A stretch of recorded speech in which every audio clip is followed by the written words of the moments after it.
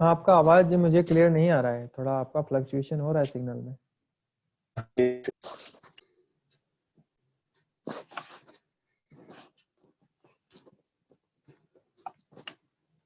Hello, yes sir. आपका आवाज आज फ्लक्चुएट कर रहा है। एक सेकेंड।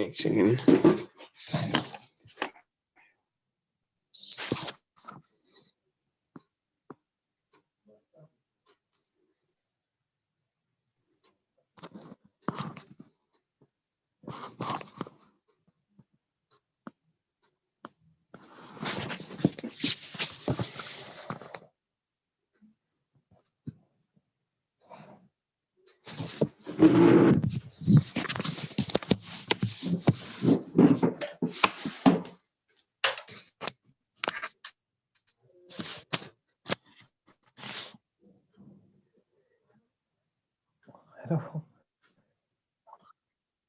हाँ हाँ, हेलो। सब ठीक है। अभी हाँ ठीक आ रहा है।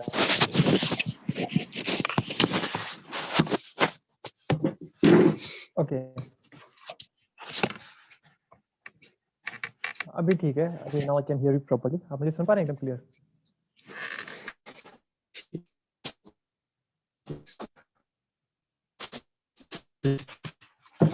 आपका वॉइस फिर से गड़बड़ आने लगा।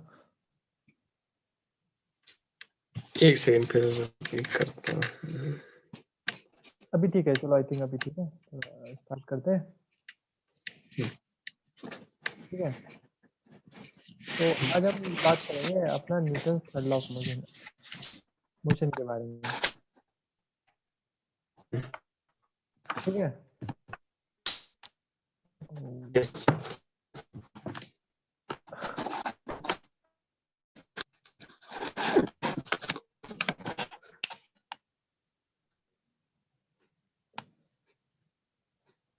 क्या अभी ठीक है? प्रॉपर ठीक है सिग्नल? मेरी आवाज आ रही हाँ है? हाँ। Yes yes sir. आज फ्लक्चुएशन है आपके इधर से, मुझे लग रहा है।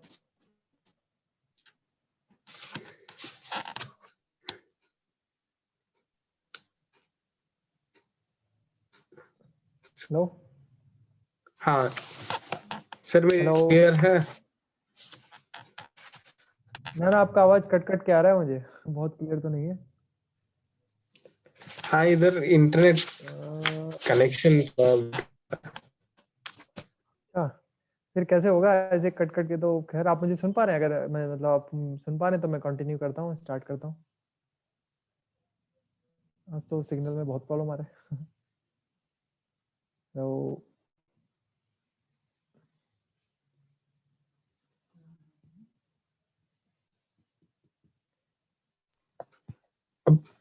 हेलो। अब सर। हाँ अभी ठीक है, मतलब आप मुझे सुन पा रहे हैं कि नहीं? मेरा आपका सुनना जरूरी नहीं, आपका मेरा सुनना जरूरी है। हाँ हाँ। हाँ, मैं आपको सुन पा रहा हूँ, आपका स्क्रीन भी क्लियर हाँ बस फिर ठीक है, फिर क्लियर हम विजिबल। कंटिन्यू करते हैं। तो हम न्यूटन्स का थर्ड लॉ ऑफ मोशंस के बारे में हम स्टडी करने वाले हैं आज। सबसे पहले मैं एक और बात बता दूं कि टाइमिंग का थोड़ा मैंने शिफ्ट किया है, क्योंकि मेरा थोड़ा लेट हो जाता था। मैं 5-10-15 मिनट मुझे हो जाते थे लेट, 5 तो मैंने इधर 6 to 7। कंफर्टेबल है ना आप? हाँ हाँ।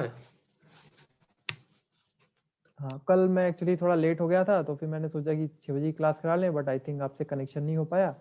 तो कल का फिर क्लास है ना, मैंने 5:30 के बाद मैं वेट किया, लेकिन फिर शायद है ना।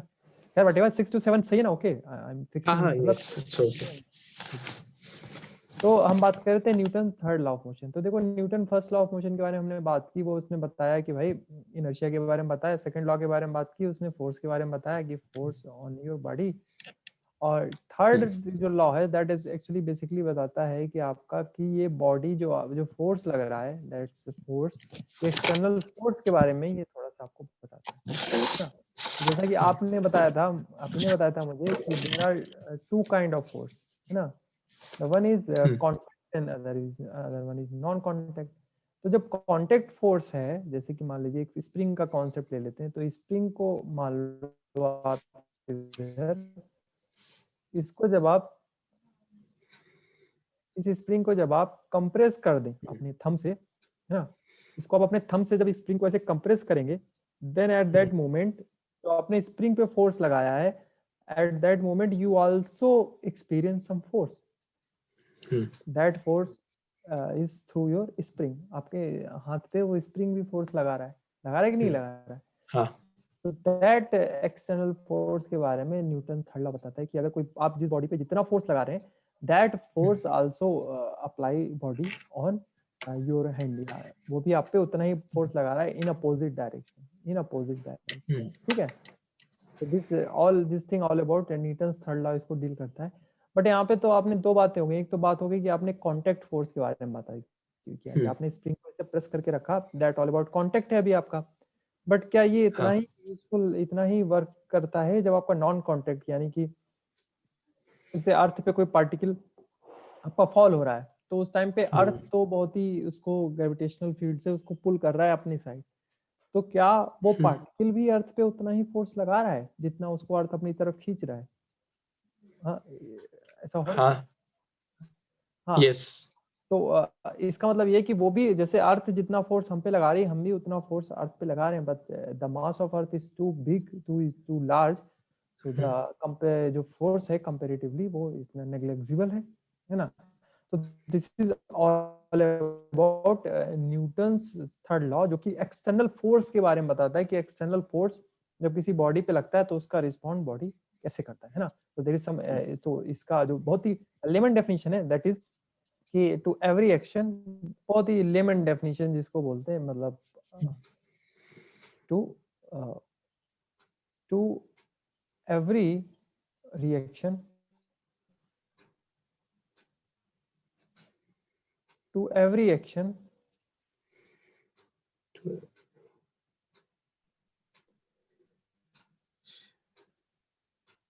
always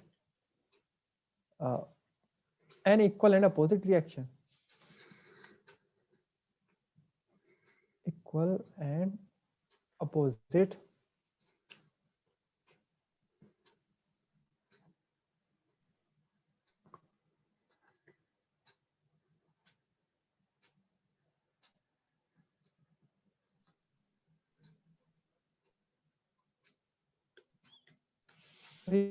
reaction. यूज न्यूटन की किताब है ना, इसके बदले में एक और डेफिनेशन है that also given in NCERT, that is much better. क्योंकि ये कंफ्यूजिंग किस पॉइंट से, एक तो पॉइंट ये कि इसमें दो बातें हैं कि एक तो इसमें बता रहे हैं कि every action there is always an equal and हुआ फिर रिएक्शन हुआ, ये बता रहा है डेफिनेशन. बट एक्चुअल में ऐसा नहीं होता. जब भी आप फोर्स लगाते हैं दैट्स इंस्टेंट मूवमेंट, दोनों एक्शन रिएक्शन एक साथ होता है. There is no time interval between that, है ना. ऐसा नहीं होता. जैसे आप फोर्स साइमल्टेनियसली दे एक्शन और reaction, this act happens simultaneously, this act happens simultaneously ना. एक तो ये बात हो गई, हां, simultaneously act in opposite direction, है ना. तो बेटर डेफिनेशन ये है जो अगर आप लिखेंगे देन आपका वो ज्यादा अच्छा इंपैक्ट डालेगा. Force always occurs in pairs. Force always occurs in pairs.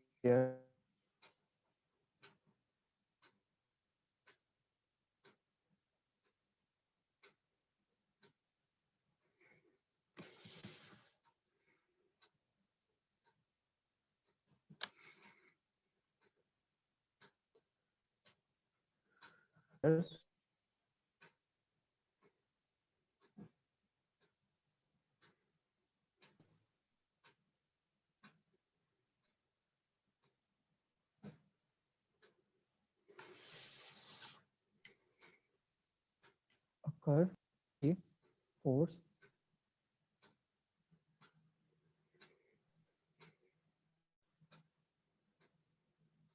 हाँ ठीक है. हाँ या ओके.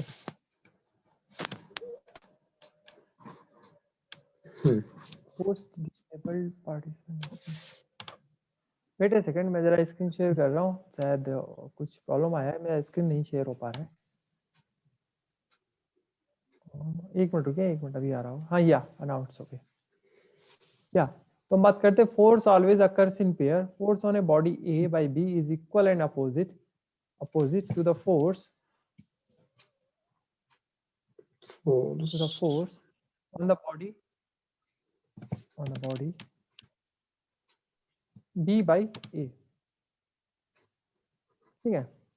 तो ये बात हो गई, यानी अगर कोई बॉडी आपका फोर्स ए पे कोई बॉडी बी लगा रहा है तो बी भी ए पे आपका एक फोर्स लगाएगा। उसको हम मैथमेटिकल फॉर्म में लिखना चाहें so you can write as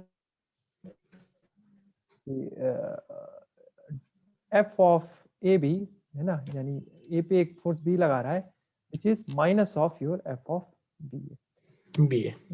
तो दिस इज योर डेफिनेशन और योर न्यूटन्स थर्ड लॉ। तो काफी सारा मैंने इसके बारे में बात की न्यूटन्स थर्ड लॉ के बारे में ना, कि आपका फोर्स पेयर्स में अकर होता है। फोर्स कोई इंडिविजुअल चीज नहीं है कि अगर फोर्स लगेगा देन आपका दूसरी तरफ से भी आपका इतनी अमाउंट में फोर्स लगेगा, ठीक है। तो ये बात हो गई। नाउ नेक्स्ट अब हम इसमें डिस्कस करेंगे कि तीनों लॉ हमने डिस्कस कर लिए, first law, second law, third law, है ना।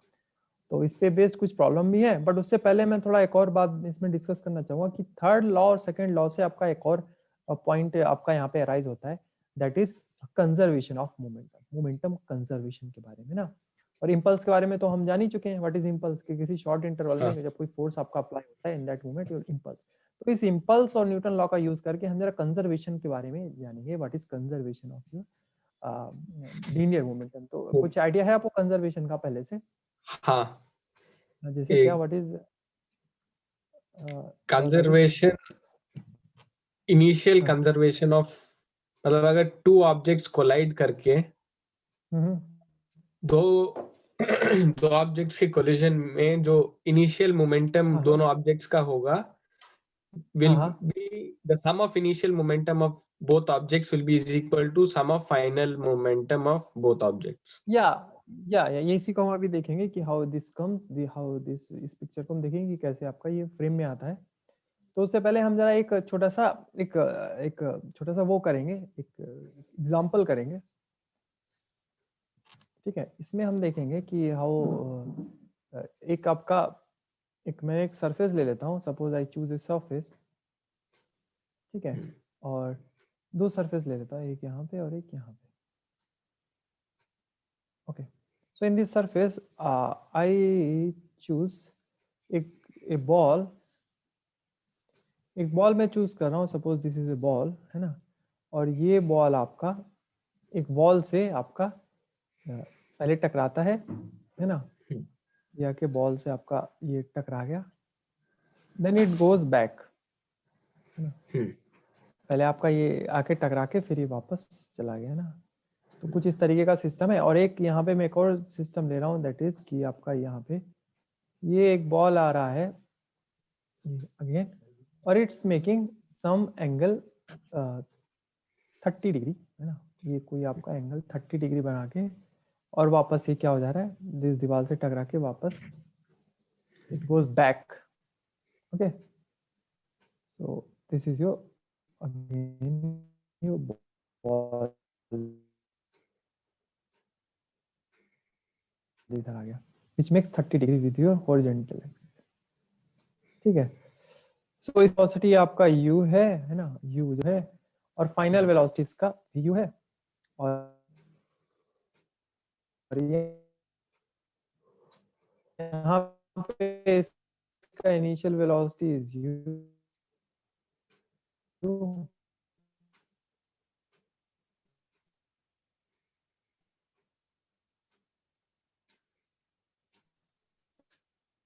देखेंगे कैसे इनिशियल मूवमेंट हो रहा है। Then what is your P X, that is it's कितना है, अब बॉल का मास है it's m, then it's m into u, ठीक है। So what is p final m into v, final इज क्या हो गया, माइनस ऑफ u, है ना। u है, u आपका, अभी ये डायरेक्शन आपका बदल गया, then it's minus. Then what is total impulse कितना हो गया, that is p final minus p initial, यानी माइनस का mu माइनस का mu, दैट्स योर माइनस का 2mu। तो आप देख रहे हैं कि इसका मतलब ये है कि जो बॉल है, जो इंपल्स है, दैट्स योर नेगेटिव डायरेक्शन, यानी जो आपका जो वॉल है दैट्स अप्लाइंग फोर्स, है ना, फोर्स ऑन बॉल, यानी wall applying force on ball in negative x direction, in negative x direction, है ना, and ball is applying force on the wall in positive x direction. Okay, so this is all about your this is हमने इसमें impulse निकाल के देखा. Same thing अगर हम इसमें थोड़ा सा वर्क करें, ये हम थोड़ा सा प्रैक्टिस करें फॉर इसे का हम यूज करेंगे थोड़ा सा कंजर्वेशन के फॉर्म में भी. तो अब देखिए यहाँ पे जो एक नेक्स्ट पार्ट है जिसमें हमने बॉल को 30 डिग्रीज में क्या किया है, हमने एंगल पे इसको लेके चले. तो इस केस में अब हम कैसे यूज करेंगे, मतलब अब इसमें क्या जो बॉल है जो वॉल पे फोर्स लगाएगी क्या वो डायरेक्शन में होगा, वो it is in 30 degree direction, कैसे होगा ये, कुछ आपका मतलब क्या सजेशन है आपका, मतलब ये जो फोर्स लगेगा इस पे बॉल की वजह से इस वॉल पे, वो क्या मतलब 30 डिग्री पे होगा या क्या, या वो आप क्या normal to the surface of the wall होगा या 30 डिग्री उसका एंगल में के जो फोर्स लगेगा, है ना, ये क्वेश्चन है. 30 डिग्रीज एंगल में फोर्स. हाँ एक्चुअली ये पॉइंट है कि इसमें फोर्स हमेशा हम इसमें नॉर्मल में ही चेक करते हैं, कैसे हम इसके कंपोनेंट्स में डिवाइड कर लेंगे यू को. तो इस तरह हम देखें कि यू का हमारा जो जो इनकमिंग जो बॉल है उसके लिए हम देखें what is our component form में. तो ये वाला पार्ट आपका क्या हो गया, यानी ये वाला वर्टिकल वाला पार्ट है ना, ये वाला पार्ट यानी वर्टिकल वाला पार्ट, इट्स लाइक इसमें डायरेक्शन डाउनवर्ड है, that is u sine 30 degree. और ये हॉरिजॉन्टल वाला जो पार्ट है यानी एक्स एक्सिस वाला पार्ट है, that is u cos 30 degree, है ना. तो इस तरीके तो फोर्स हमेशा आपका नॉर्मल ही हम ऐसे लेंगे, हम हमेशा इसको कंपोनेंट में डिवाइड कर लेंगे, कंपोनेंट में. इसी तरह भी हम प्रॉब्लम और देखेंगे, इसमें हम फोर्स को हमेशा या टेंशन या जो भी फोर्स आपका लग रहा है we took its component form, है ना. तो यहाँ पे हम देखें हमें इसका what is our initial momentum in this case px initial, तो px इनिशियल कितना हो गया हमारा, इट्स x डायरेक्शन में देखना है px लिखा है हमने, तो ये कितना हो गया, इस m इंटू कितना हो गया u cos u cos 30. मतलब क्लियर है कि कहीं भी कंफ्यूजन हो रहा है, मुझे लग रहा है आप पकड़ रहे ना, ठीक है. तो इसी तरह p x के साथ p y और कितना हो गया इनिशियल, यानी y डायरेक्शन में कितना हो गया इनिशियल, तो it's m u sin theta 30 degree. But एक पॉइंट है, अब देखो बॉल का आपका ये डायरेक्शन ले रहे थे, ये वाला डायरेक्शन, तो it's along positive X direction, but इसका जो y कंपोनेंट लेंगे then it's along negative y direction, तो एक नेगेटिव साइन आ जाएगा, ठीक है. Again what is your p dash final के लिए बात करें, फाइनल के लिए ना, या p आपका x फाइनल ले ले, px फाइनल, ये कितना हो गया, what is the px final. तो ये आपको देखे, ये अगेन आपका जो px डायरेक्शन में है ये आपको देगा m, है ना, इनटू अब ये वाला कंपोनेंट आपको जो फाइनल वाला इसका x डायरेक्शन लेंगे तो ये आपको फिर से देगा u cos 30, बट ये डायरेक्शन आपकी क्या होगी इस बार नेगेटिव x, है ना, तो माइनस का u cos 30. और अगेन p ऑफ x अगर हम जब फिर से p ऑफ y फाइनल लेंगे, फाइनल, तो ये कितना हमको मिल जाएगा, अगेन y एक्सिस में इसका जो y कंपोनेंट होगा, है ना, that's again u m into u sin 30. हाँ अभी भी माइनस रहेगा बिकॉज ये आपका डाउनवर्ड डायरेक्शन में रहेगा. तो जब हम फाइनल और निकालेंगे, if we calculate our p,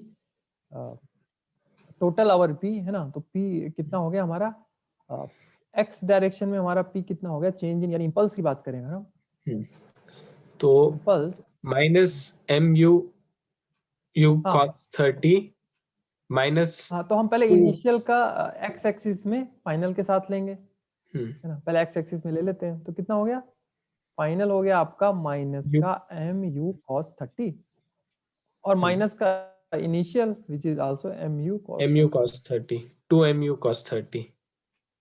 हाँ तो इट्स माइनस का 2mu आपका cos 30 विल गिव यू, है ना, it's I think cos 30 is your √3/2, it's a √3/2, तो आपका 2 से 2 कैंसिल हो गया, देन माइनस का mu/√3 है ना। नाउ अगर इम्पल्स अगर हम बात करें y डायरेक्शन में,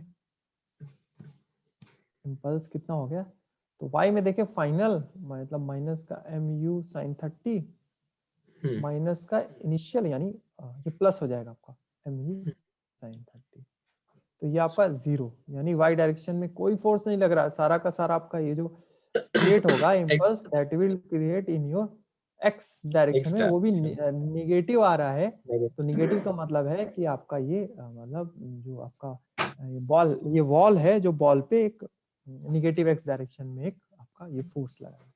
तो in this way we apply force, है ना, वी सी कि कैसे आपका एक्शन रिएक्शन का है ये, मतलब एक थोड़ा सा हमने इसको ब्रीफली डिस्कस करके समझा कि भाई वॉल इस पे लगा रहा है, ये तो आपने देख लिया, जान गए कि आप वॉल पे लगा रहे, बट एग्जैक्टली कैसे मैथमेटिकली आ रहा है ये अभी हमने देखा बाय यूजिंग इम्पल्स कॉन्सेप्ट, ठीक है ना। नाउ हम थोड़ा सा कंजर्वेशन ऑफ मोमेंटम के बारे में बात करेंगे। What is conservation of momentum, है ना, कंजर्वेशन ऑफ, ये बहुत इंपॉर्टेंट है, कंजर्वेशन ऑफ मोमेंटम, मोमेंटम, ठीक है। तो कंजर्वेशन ऑफ मोमेंटम का जो एक्सप्रेशन है, that is the total momentum of an isolated system, the total momentum, ये इसका स्टेटमेंट है, the total momentum of an isolated system, that system of interacting particle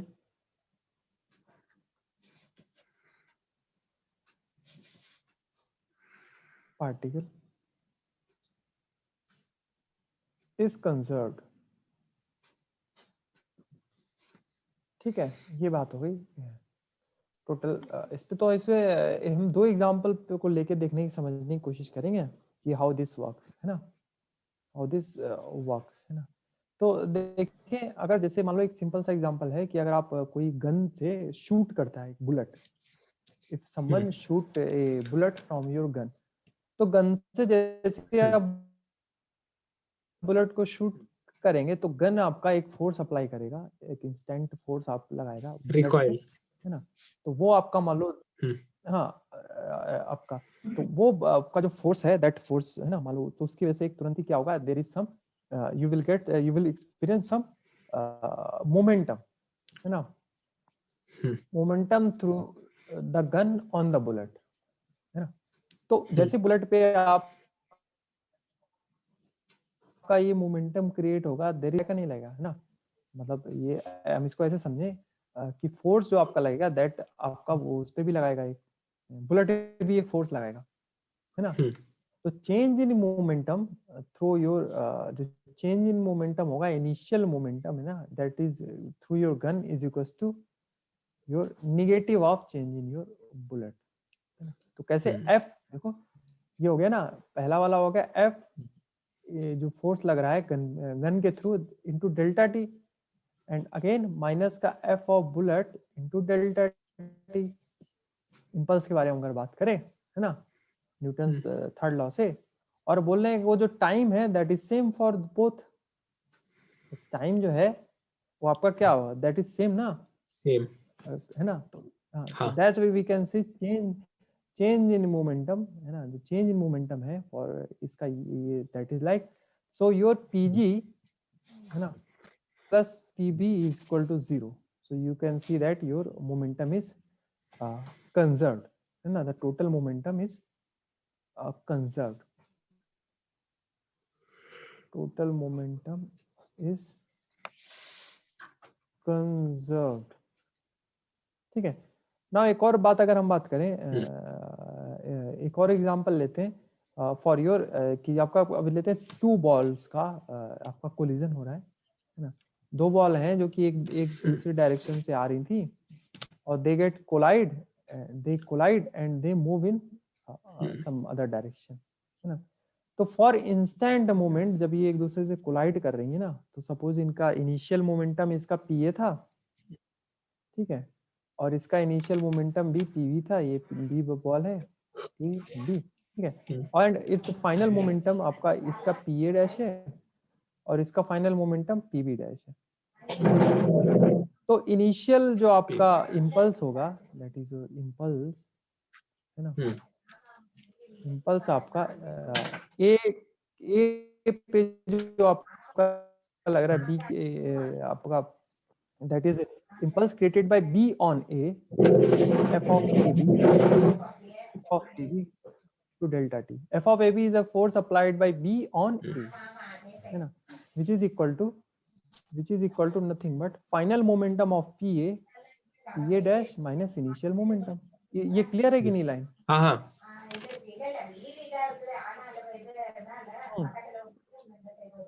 क्योंकि इम्पल्स से हम लेके कंजर्वेशन को हम इम्पल्स से समझने की कोशिश कर रहे हैं, समझिए।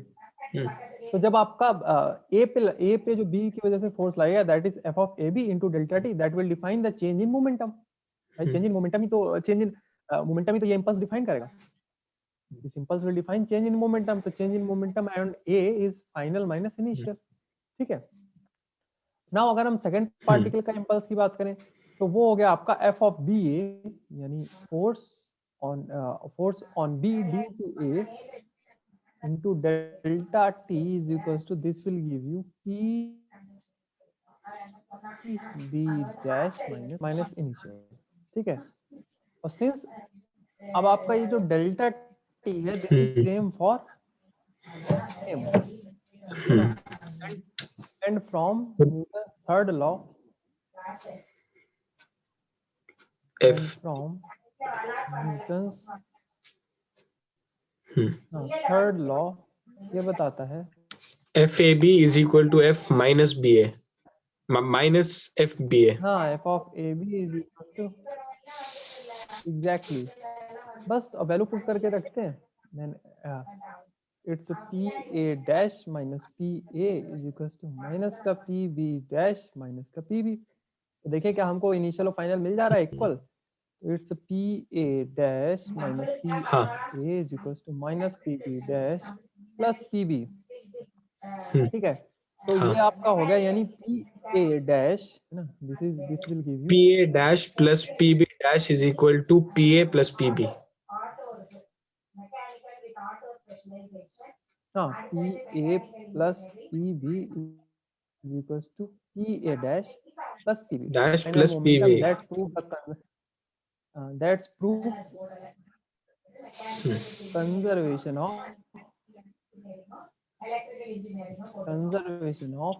linear momentum. Linear, ये बात क्लियर है क्या? हाँ हाँ, हमने डेरिवेशन से भी कर लिया ये वाला एग्जांपल, अगर आप कंजर्वेशन पूछा जाए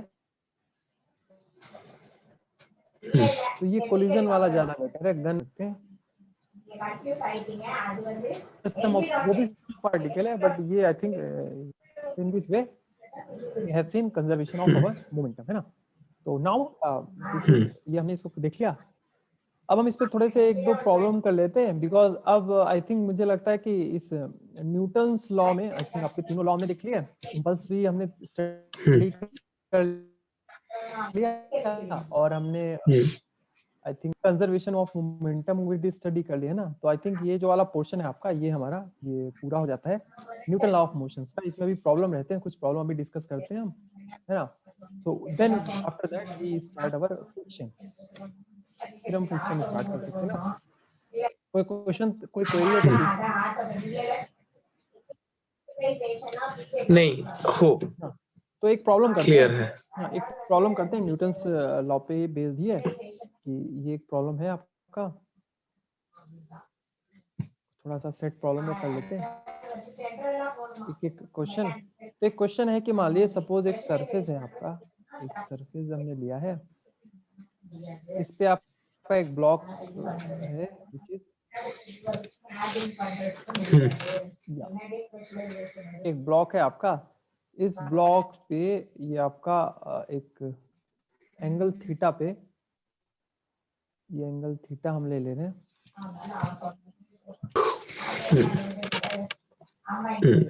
सरफेस से एक एंगल थीटा बना रहा है, और इसको कोई पर्सन, इस पे कोई फोर्स लग रहा है, दैट्स अप्लाई सम फोर्स। मान लो इसमें कोई पर्सन इसको खींच रहा है, स्ट्रेचिंग, तो इस पे हमें निकालना है ना।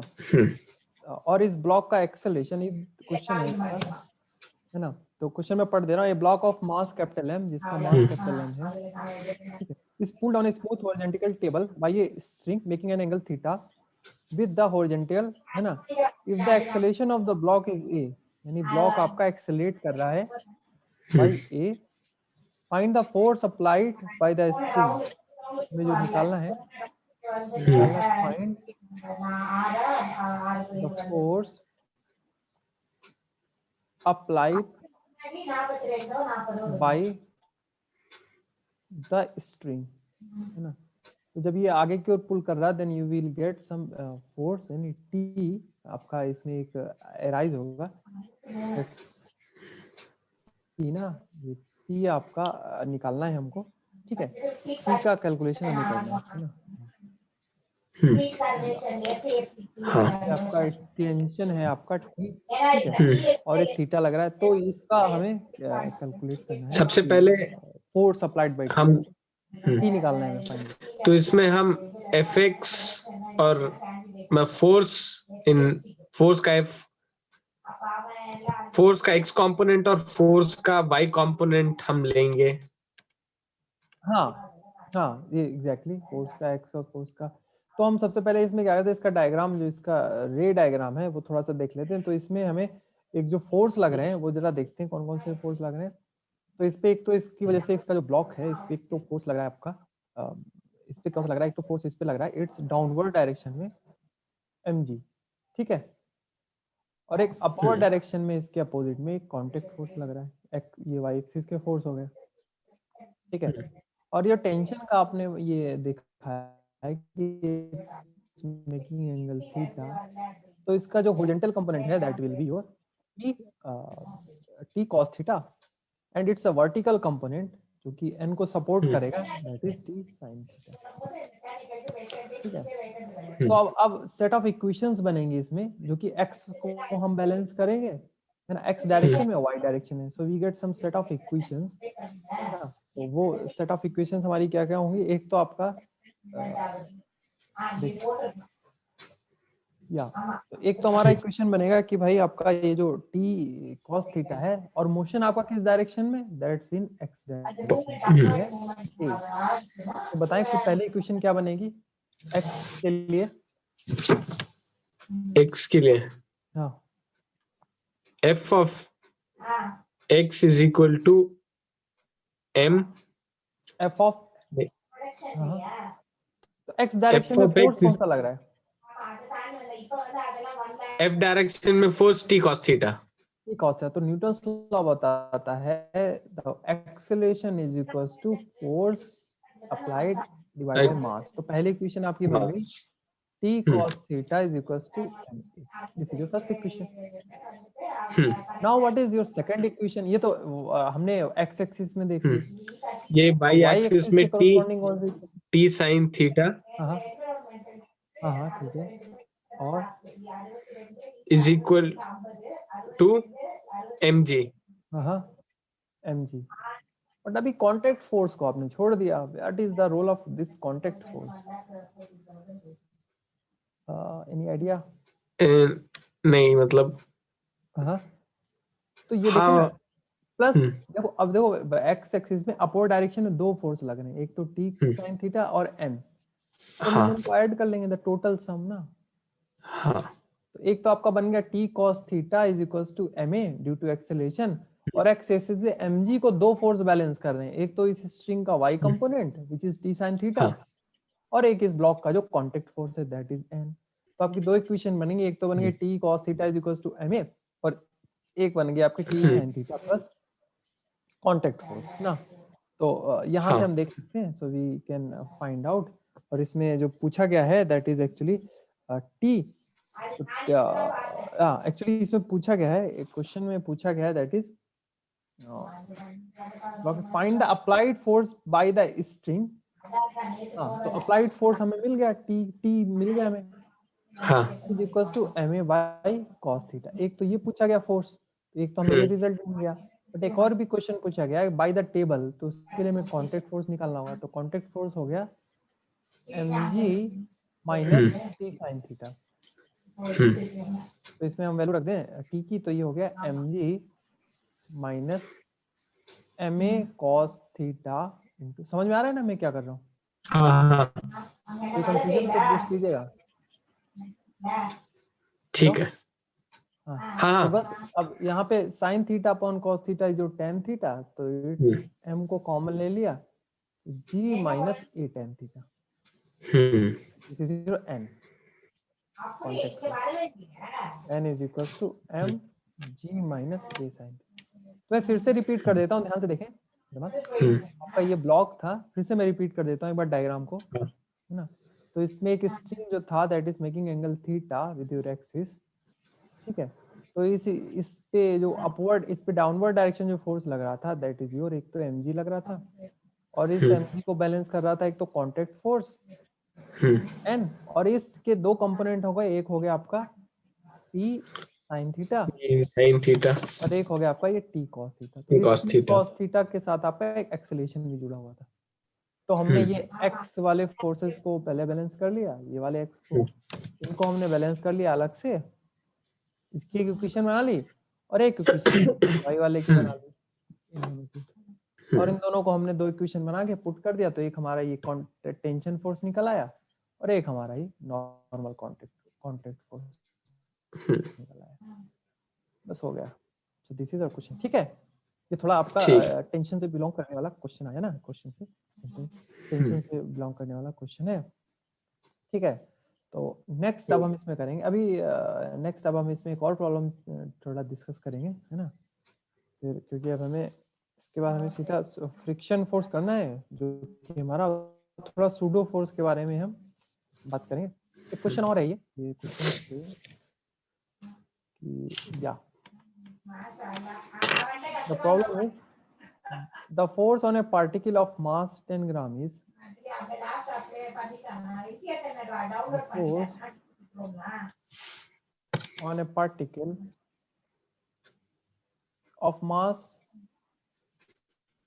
10 gram is, ये हो गया आपका 10 i cap plus 5g cap, ठीक है। If it starts from rest,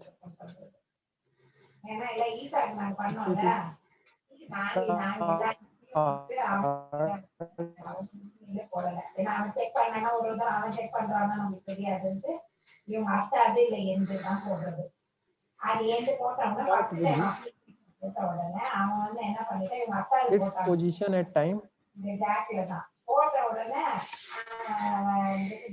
its position at time t is equals to 5 seconds.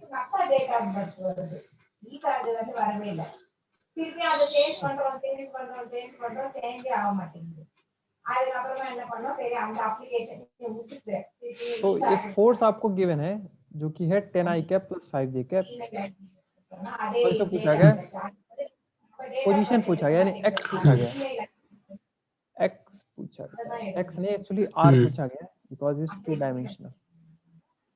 कुछ आइडिया है कैसे करेंगे हम? फोर्स हमें गिवन है, कैसे, कुछ आइडिया एनीवन?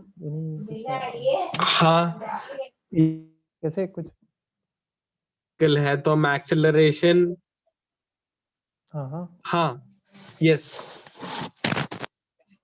हाँ इसमें हमें फोर्स गिवन है। हाँ फोर्स गिवन है। हेलो हेलो, हाँ सुन रहा हूँ मैं, आवाज आ रही है। फोर्स गिवन है, फिर उसके बाद हमें पार्टिकल का मास भी है। हाँ 10 ग्राम। हाँ तो हम लोग आपका एक्स कंपोनेंट में जो acceleration, there is some fluctuation in your signal. I can't hear your voice properly, Jamal.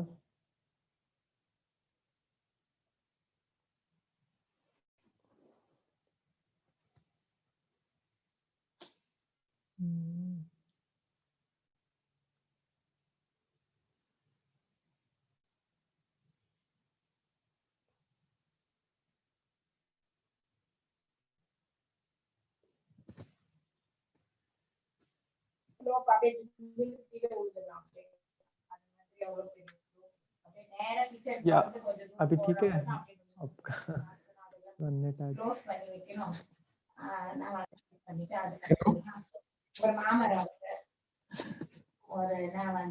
Hello. हाँ अभी ठीक है, आप सुन पा रहे हैं मुझे? हाँ हाँ हाँ ठीक है, तो इसको हम आप कुछ बता रहे थे मुझे, क्या हिंट कुछ हाँ कैसे करना है? हाँ हाँ, इसमें पहले हम एक्सीलरेशन निकाल लेंगे दोनों कंपोनेंट्स में, हाँ एग्जैक्टली, दैट्स वेरी गुड। अब इसमें फिर उसके आप बाद हम एक्स और वाई एक्स वाई हाँ निकाल के फिर हम आर निकालेंगे। एग्जैक्टली यानी आपको अगर आप एक बार ax निकालेंगे, that is your fx, that's your fx divide by m, and एक बार आप ay निकाल लेंगे, that is your fy divide by m। ठीक है, इसको आप and then you can calculate x, x is equals to it's your uxt plus half of axt का होल स्क्वायर, और एक बार आप y निकालेंगे, that is uyt plus half of ayt का होल। ठीक है, और then after that you calculate r which is जो आपको देगा under root X square plus Y plus square. Y square. तो इस तरीके से आप निकाल लेंगे इसको, हाँ, है ना? इसमें हमें मैग्नीट्यूड ऑफ, मैं आपको इस क्वेश्चन में हमें मैग्नीट्यूड ऑफ ए, हाँ हाँ मैग्नीट्यूड ऑफ आर निकालना है। हाँ ऑब्वियसली आपको पोजीशन निकालना है ना एट टाइम टी पे।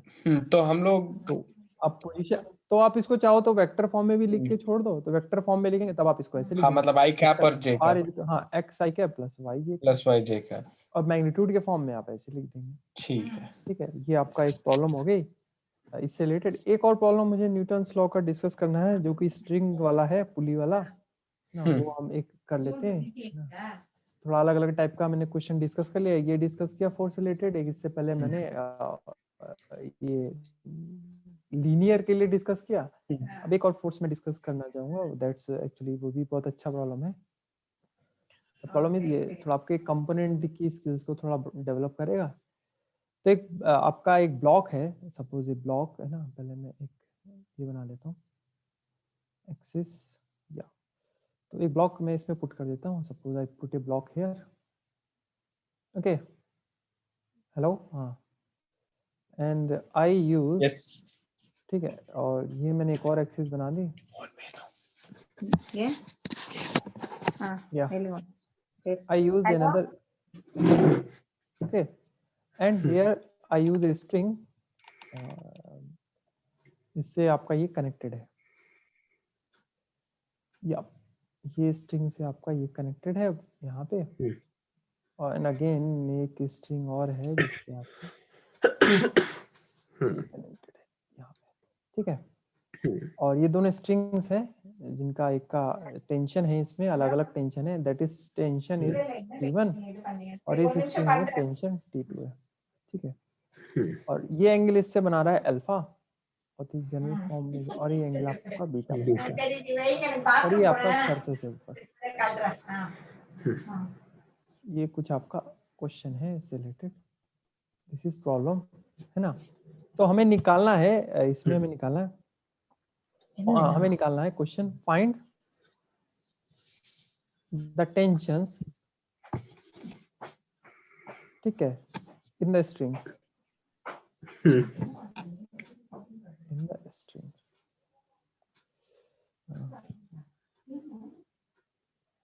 ठीक है, तो हमें ये क्वेश्चन ऐसे कुछ करना है, तो कैसे इसमें स्टार्ट करें, कुछ आइडिया है? तो हमें क्या करना है, हमें वही जो हमने पिछले क्वेश्चन में किया, हमें एक्स एक्सिस के फोर्सेस को अलग बैलेंस करना है, वाई एक्सिस के फोर्सेस को अलग करना है। तो इसमें जो फोर्सेस लग रहे हैं दैट इज वो आपके बेसिकली कौन कौन से हैं, है ना? तो एक तो फोर्स आपका इसमें तो वही अपना जो ग्रेविटेशनल फोर्स लग रहा है, ग्रेविटेशनल फोर्स, वो हमारा लग रहा है that is in your downward direction. This force is आपका हमारा जो लग रहा है that's in our downward direction. ठीक है, एक तो ये फोर्स लग रहा है इस पे। अच्छा, इस पे कांटेक्ट फोर्स क्या लगेगा? कांटेक्ट फोर्स, हाँ हाँ ओके, तो कांटेक्ट फोर्स, लेकिन ये किसी टेबल पे तो रखा ही नहीं, किसी कांटेक्ट में तो है ही नहीं है। ये स्ट्रिंग्स में टेंशन को कांटेक्ट हाँ फोर्स, हम मतलब नॉर्मल कांटेक्ट फोर्स जैसा कुछ जो एन यूज करते हैं वो मेरे ख्याल से इस पे तो इसमें नहीं लगना चाहिए, हाँ इसमें एन नहीं बिकॉज लगेगा। Because there is no surface, ये किसी सरफेस पे नहीं रखा है, ये आपका हैंग कर रहा है फ्रॉम टू, आपका पिक्चर क्लियर ना, हाँ हाँ ये आपका एक दो रोप है जो कि ऊपर एक एक सीलिंग से बंधे हुए हैं और उनसे एक छोटा सा ब्लॉक बंधा हुआ है ना, तो ये हमें एक्चुअली इन रोप में टेंशन निकालना है, we have to calculate that. तो एक्चुअली हमें करना है, हमें ये करना है, हमें इन दोनों कंपोनेंट निकालने हैं टेंशन के, जो कि आपके नॉर्मल फोर्स की तरह एक्ट करेंगे। तो T1 का जो आपका नॉर्मल फोर्स है दैट इज लाइक आपका ये कुछ इस तरीके होगा, इसका आपका दो पार्ट में अगर हम इसको डिवाइड कर दें, T1 का एक आपका दैट इज ये आपका जो ये वाला फोर्स है ये आपको देगा T1 साइन अल्फा, ठीक है, और इसका जो नॉर्मल इसका जो हॉरिजॉन्टल एक्सिस में यानी एक्स एक्सिस में जो इसका कंपोनेंट है that is T1 T cos alpha. ठीक है, T2 का आपको मिलेगा दैट विल गिव यू ये अपवर्ड डायरेक्शन में टी क्या देगा T2 T sign in beta, और इस डायरेक्शन में क्या देगा T2 T2 cos beta. cos beta. ये आपके कुछ इतने आपको बैलेंस मिल गए।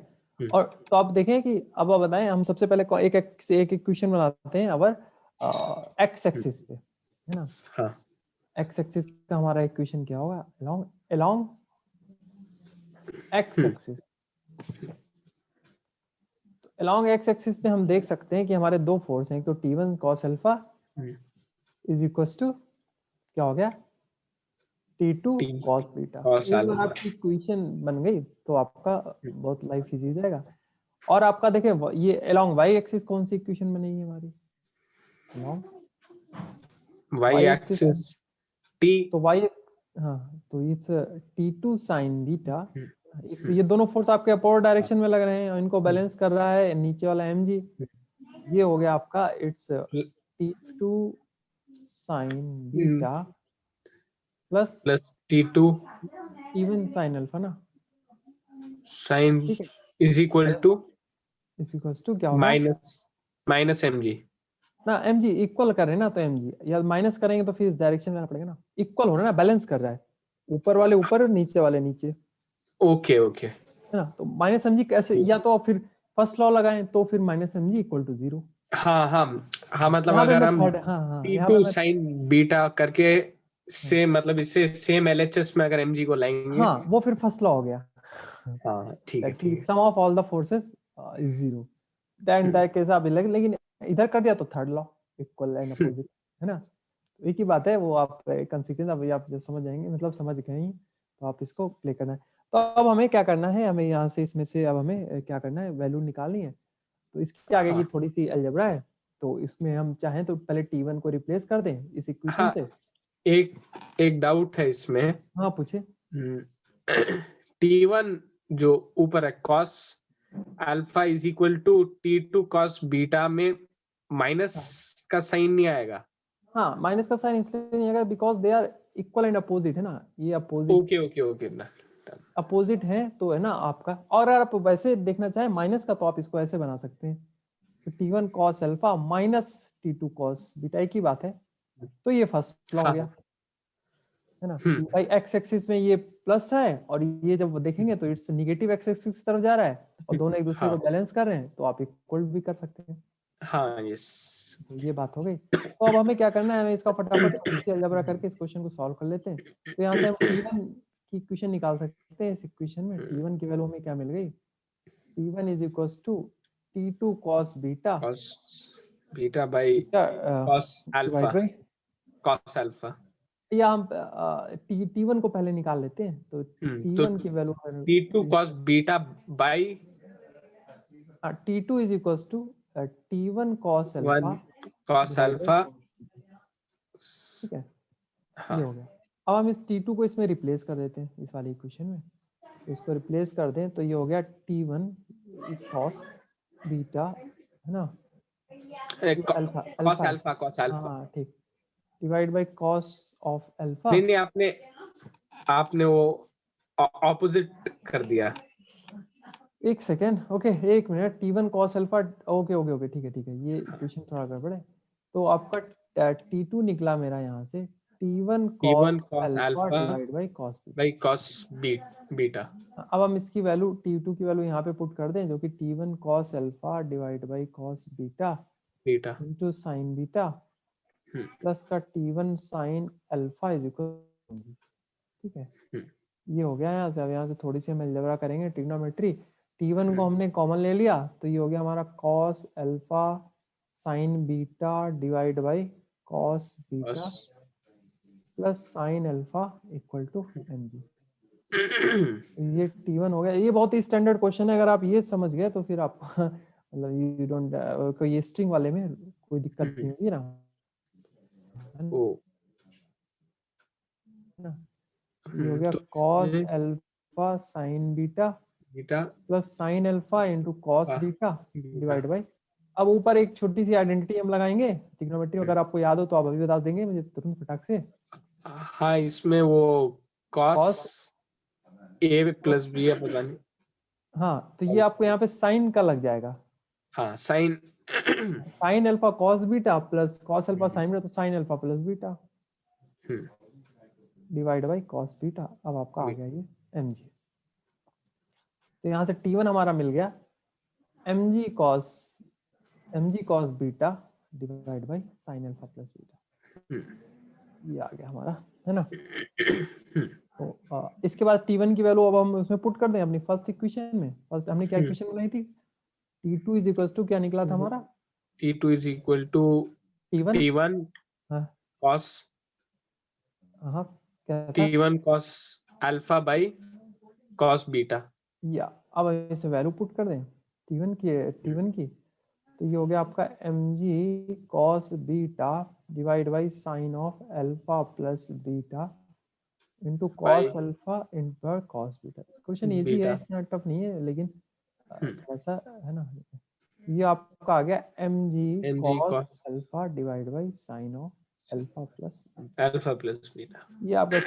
अच्छा, मुझे एक बात बताएं, if alpha and beta are equal तो एक्सप्रेशन क्या हो जाएंगे, if alpha is equals to beta, तो एक्सप्रेशन हमारे T1 T2 को क्या हो जाएंगे, अल्फा और बीटा अगर इक्वल हाँ है तो T1 क्या हो गया हमारा, T1 mg मान लो अल्फा हो गए दोनों, cos alpha divide by sine 2 alpha,